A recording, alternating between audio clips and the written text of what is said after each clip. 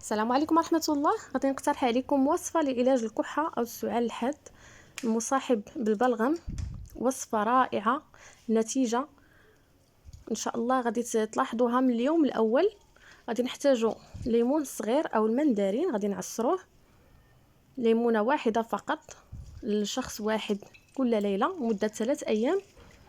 غادي نعصروها وغادي نوضعو عصير في كاسرونة. من الأحسن أنا كنأكد يكون الليمون صغير. وغادي نحتاجو قطعة صغيرة من سكينجبير أو الزنجبيل، سكينجبير طري معروف. داوموها والله صدقوني وصفة أكثر من رائعة، بالخصوص اللي فيهم البلغم، الوليدات الصغار أو الكبار. وصفة رائعة، شي حاجه صراحه رائعه، راه ما كتعبرش على هذه الوصفه، لان شي حاجه اللي فوق من رائعه، لان صراحه زوينه بزاف. سكينجبير قليل اللي كيقد عليه، ولكن انا كنفضل انكم تجربوا هذه الوصفه، واخا ما كتقدوش عليه جربوه، زوينه زوينه زوينه، احسن لكم من الادويه. كنحكوا سكينجبير مع الليمون وغادي نردو فوق النار فقط دقيقه، يعني فقط غير يدفى، ماشي يسخن بزاف، فقط يدفى ونحيدوه من فوق النار.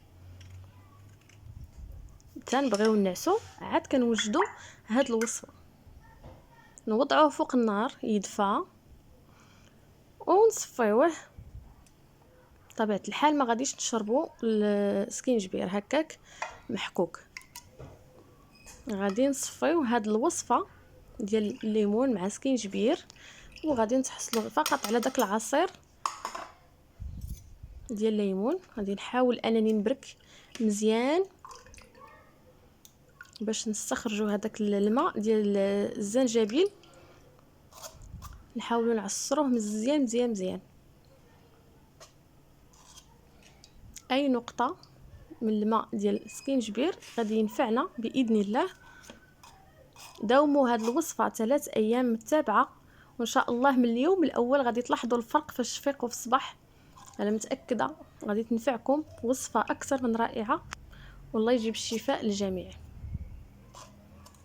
وبطبيعه الحال هذه الوصفه صالحه للوليدات الصغار وصالحه للكبار، يعني حتى الوليدات الصغار كنعطيهم هذه الوصفه، ما تخافوش منها نهائيا، ما عندها ما دير لهم، بالعكس غادي غير تشافيهم، وان شاء الله غادي تخوي لهم الصدر ديالهم، حسن ليهم من الادويه. الله يشافي الجميع.